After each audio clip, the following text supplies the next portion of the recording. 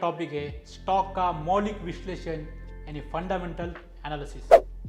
ज्ञान ही शक्ति है, ऐसा मिशेल फौकॉल्ट ने कहा है और ये बात आज के टाइम पे बेहद ही प्रासंगिक है। जिस तरह से स्टॉक में निवेश करना आज के समय में ज़रूरी है, ठीक उसी तरह स्टॉक के बारे में ज्ञान होना भी बहुत ज़रूरी है।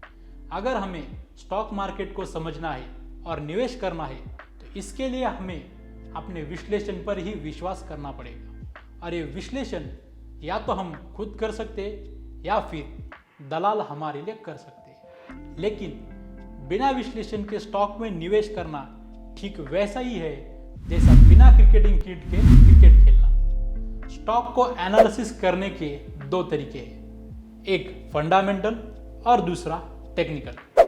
आज हम बात करने वाले हैं फंडामेंटल एनालिसिस की। यदि फंडामेंटल एनालिसिस की बात करें तो इसका मुख्य काम है स्टॉक को इस तरह से एनालाइज करना जिसमें उसकी वास्तविक कीमत का पता लग सके। मौलिक विश्लेषण कोई भी स्टॉक के आंतरिक मूल्य को मापता है। इसका गोल भी सिक्योरिटी का ओवर और अंडर वैल्यूएशन का पता लगाना है। मौलिक विश्लेषण आमतौर पर माइक्रो और मैक्रो दृष्टिकोण से स्टॉक के मूल्य की पहचान के लिए किया जाता है।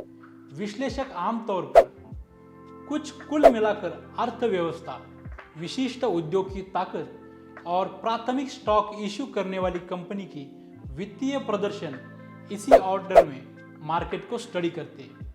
ऐसी पढ़ाई की मदद से वो स्टॉक के उचित बाजार मूल्य के बारे में पता लगाते हैं। विश्लेषक कंपनी के वित्तीय विवरण, विकास रिपोर्ट और आर्थिक विश्लेषण को अच्छे से पढ़ने के बाद रिपोर्ट, प्रेस विज्ञप्ति और आसानी से सार्वजनिक रूप से उपलब्ध वित्तीय डेटा को पढ़कर उनकी मदद लेकर ही आकलन करते हैं।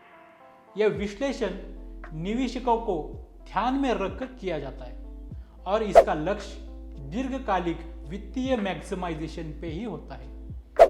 मौलिक विश्लेषण हमें उन शेयर्स को खोजने में मदद करता है जो अपने वास्तविक मूल्य से अधिक या कम प्राइस में ट्रेड हो रहे हैं। अगर उचित मूल्य बाजार मूल्य से ज़्यादा है तो वो स्टॉक अंडर वैल्यूड है और उपयोग के लिए खरीदने की सिफारिश मिलती है। अगर उचित मूल्य बाजार मूल्य से कम है तो वो स्टॉक ओवर वैल्यूड है और वैसे स्टॉक को खरीदने और बेचने के लिए सिफारिश नहीं मिलती।